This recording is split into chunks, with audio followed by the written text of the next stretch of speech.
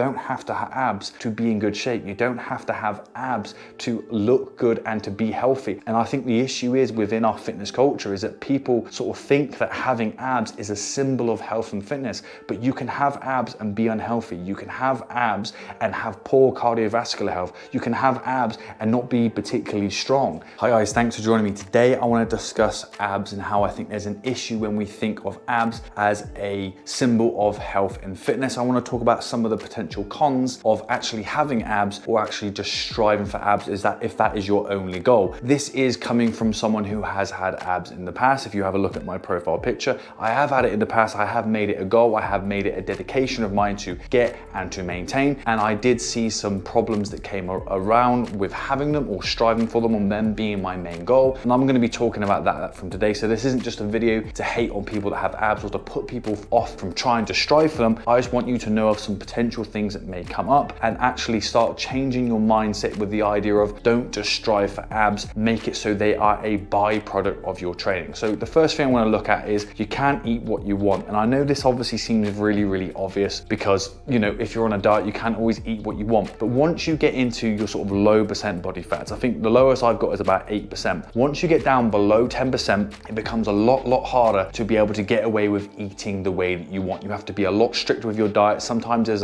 you can do carb cycling, you can do periods of where you eat maintenance, to eat below, to eating high. There's loads of different ways in which you can try and eat to maintain your abs or to try and get even lower. And it becomes very consuming. The problem is life is too short, and part of one of the pleasures in life is actually enjoying and eating your food. And if you're very regimented in what you're training, and the very typical bodybuilder style of eating is just chicken, broccoli and rice, you're missing out on what life has got. You're missing out on a lot of different tastes out there. And obviously some people, depend on what they eat through diet, or if they have intolerances, to limit how much you can eat and sort of miss out on great things of eating that you can, eating out with friends and so forth. I don't think it's worth it. I've been down there where I've eaten like that. I've been very strict with my diet. I've been counting calories, everything. I have all of these meals and meal prep all prepped out. You miss out on so much food where you don't have to sort of get to low percent body fats to be healthy, to be fit. And you can actually get away with eating a lot of time what you like and healthy food while being at a good healthy weight that doesn't impact any of the other things in your life. So the second thing I want to talk about is how your performance will suffer. If you get down to a pretty good level of body fat, actually your performance won't suffer. If anything, if you're doing bodyweight stuff, the lighter you are, the easier things are going to be. If you're doing a lot of cardio and you're jumping around, doing running, the lighter you are, the things are going to get easier. However, once you start getting below sort of a 10% body fat, now I don't want to use that as a generic number, but that's something where a lot of people have said that once you start getting below that level, it can start hampering on your energy, it can start hampering on your hormones and therefore your energy levels. And a lot of time to get down to those body fat levels, you have to really keep at a calorie deficit for a long time. And if you're in a calorie deficit for a long time, your energy starts to slump, your performance starts to slump, your hormones start to slump, everything starts to come down, and your hormones, when it comes to controlling your hunger, starts becoming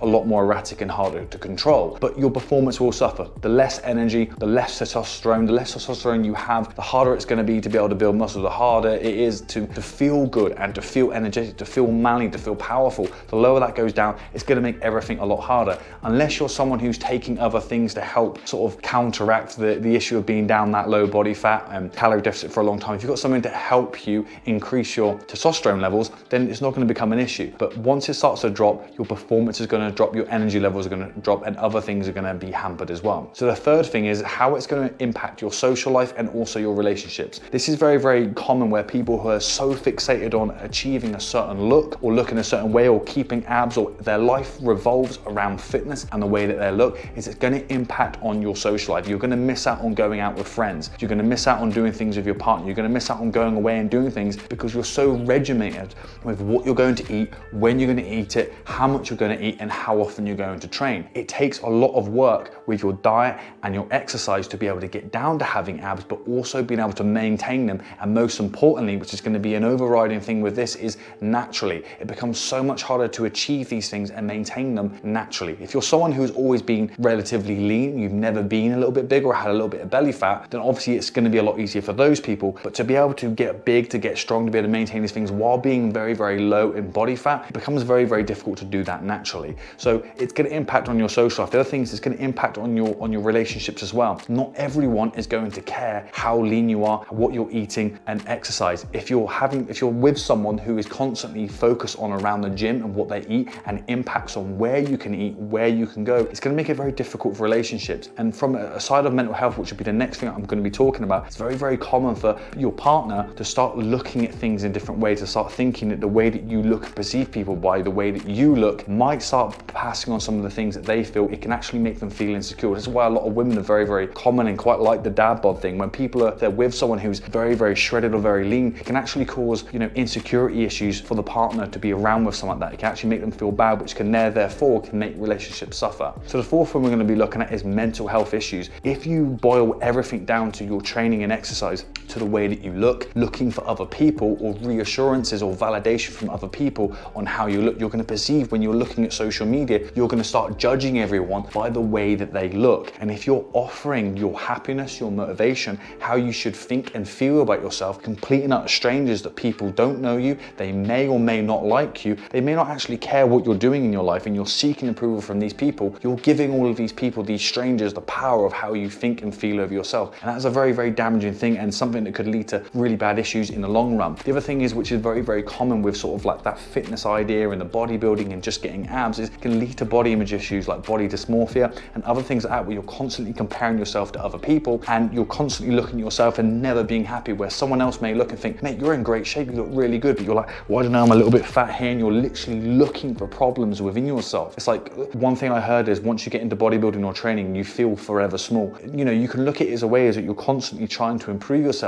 Once you get to the point where you're really looking for issues that are very minuscule or people aren't looking at, you're going to really start damaging your self-esteem issues in the way that you look and feel about yourself. And that's a very common thing that happens when people just seek and approve of just looking after their abs. So the fifth thing is, and this is probably the most important, you have to weigh up what you're going to be giving up in life to what you're going to get from the abs. So yeah, I'm sure looking down and, you know, being at the beach and walking around, if you're someone here in England where it's literally only, you know, topless weather 3 months of the year, it doesn't make any sense to dedicate your whole life just to getting your shirt out for 2 or 3 months to spend the rest of it clothed. So you've got to think, what things are you going to be potentially giving up for the pursuit of this goal, and which one is going to make you happy? These, some of the things that I've talked about, these have the power to really make you happy and to better your life, and you're going to be giving them up potentially, or you know, minimizing how much you can use these to make you happy just for having abs. I want you guys to realize that sometimes it's not really worth it. You don't have to have abs to be in good shape. You don't have to have abs to look good and to be healthy. And I think the issue is, within our fitness culture, is that people sort of think that having abs is a symbol of health and fitness, but you can have abs and be unhealthy. You can have abs and have poor cardiovascular health. You can have abs and not be particularly strong. So some of the things that we value within health and fitness, which might be a very strong cardiovascular system, like a strong and healthy heart, a good ability to be able to breathe and do that cardiovascular thing. So these are real symbols that can really impact our health, like how fit our heart is and how efficient our breathing and our lungs are. These are real things that can impact our health. How strong we are, how much muscle we have. These can have real impacts on life, on how healthy we are. However, just having abs, all that is a symbol of is that you've got a low % body fat. It's not how healthy you are, how fit you are, how strong you are, and potentially how happy you are. So guys, I hope this video sort of maybe made you think about fitness and what we should be aiming for within sort of how we look and what we should be looking for. I hope it made you think a little bit differently, that this isn't a generic video where it's just like get abs and then try and impress people. It's like, I want you guys to really focus on your health and fitness, but also your mental health for longevity, because we are looking to get fit and to get healthy for a long period of time. It's more important than just getting abs for the summer or just looking good when we have our shirt off. There's more things in life that are more important, and we have to realize that there will be sacrifices in achieving certain goals, which really won't make us that much happier and could lead to further issues down the line. So guys, if you like the video, give it a thumbs up. If you want more videos like this and calisthenics, fitness, weight training, everything to do with that, make sure you subscribe, hit that bell icon so you get notified of whenever I upload, and I'll see you guys in the next video.